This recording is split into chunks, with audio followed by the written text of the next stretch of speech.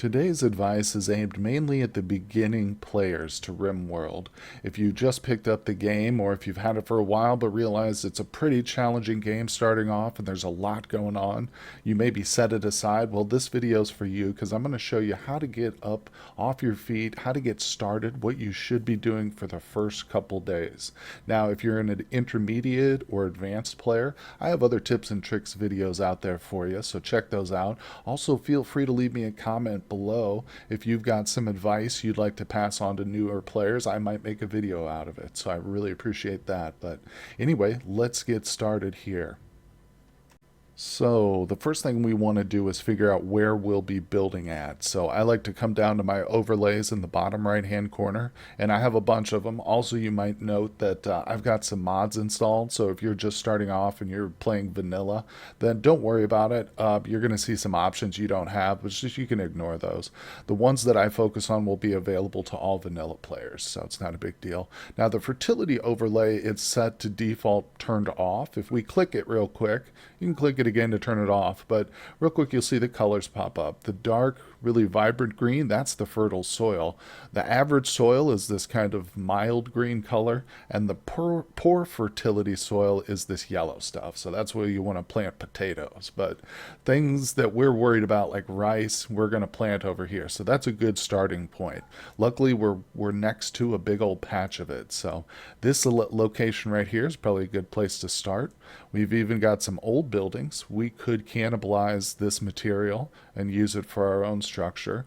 Now, for the purposes of this tutorial, though, I do have dev mode on with God mode enabled, so I'll be instantly constructing my buildings here, but you guys should just focus on, getting the materials and stuff as soon as you can, which means basically chopping down trees.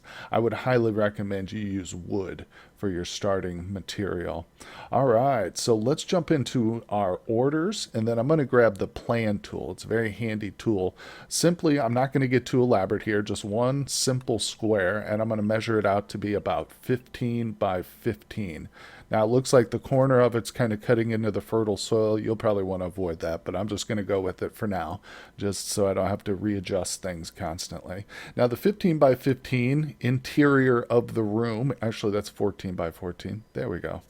That's 15 by 15 now. So the interior basically is going to be 15 by 15. So what I'm going to do is come over to the structure, grab the wooden walls, and we're just going to build an exterior here. Now you might see a lot of YouTubers or more advanced players not include the corners because this kind of saves on material and you don't need them to contain the warmth of your building. But you might want them on there just for aesthetic purposes, so we'll put them on there. And anyway, you're going to have a solid room. Now, one of the issues you run into with this size room is that it won't support a roof just by itself. So if you want a roof over just an empty room, you'll need to put a column in. But what we're going to do is actually split this room a little bit. So this is going to be multifunction space. So we'll have a wall coming right across the middle of it here. And if you want to go up one or two, you want to adjust this, that's totally fine too. You'll see where I'm going with it here at the end. So now we've got it split in two. We don't need to worry about the roof anymore because it's going to be totally supported. I'm going to go ahead and remove the plans so we can see a little bit better, but you can leave them up just for your own purposes while you're building. But so we've got it split here. Now essentially we've got two rooms. So let's start off by putting in a couple of doors real quick. I'm going to offset it so it's not right on the middle. Okay, you'll understand why in a second. There we go. So we've got two rooms, one to the outside and one to our interior. Next, I'm going to place a wall right in this first room here. Okay, so we've essentially just created three rooms. Now I also need a door right there. So we've got ourselves three rooms here. You can, nice, like I was saying, you can adjust this if you want this room a little smaller, this one a little bigger. That makes sense. Go ahead. So once I've got my rooms built, and like I say with wood, this doesn't take very much material. You could cut down the trees in the area. Your colonists will whip this up really quickly if this is what you get them focused on. Now what we're going to do with our three rooms, the first thing I want to do is set up a stockpile down here. Okay, this is going to be my stockpile room, and I want to get my food and the things which will deteriorate outside into this room as soon as possible. Now, once we've got that, you can go ahead and come to your furniture tab over here. Again, there's a lot of options here. If you're just starting off as a tribal or even in an industrial colony and you just want to get them some places to sleep, grab the sleeping spots. You can always upgrade a little bit later on down the road. So we've got 1, 2, 3, 4, 5 people. We'll set up their sleeping spots over here. Now I'm going to go ahead and lay a few sleeping spots in this room too, because this room serves as our prison. So as we get raids, we can capture people, possibly recruit them, sacrifice them, whatever you want to do with them. But this will be the prison room where we're going to house them. Okay, also throw down a little bit of light in here. Another very important thing to consider is the temperature tab. For a tribal start, even for an industrial tech, you might not want to worry about electricity right away. So get these passive coolers in here. This will help keep things a little bit cool, if you get a heat wave or something like that. And of course, if you go into the winter, just build yourself a campfire. Torches help a little bit, but it's not going to be enough in the dead of winter.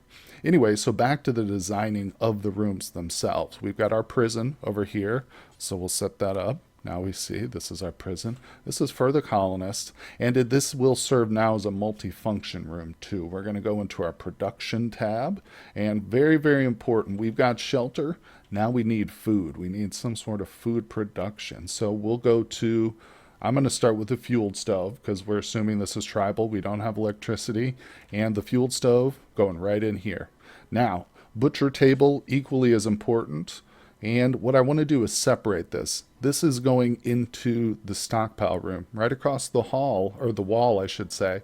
But we keep them separated because this building, or the structure right here, creates a lot of filth and dirt. So you don't want it in the same room as your kitchen, where the food's prepared. That can get your people food poisoning.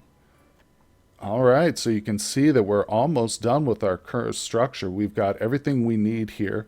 This does require a little bit of steel to produce the fueled stove, but other than that, everything we've made is out of wood.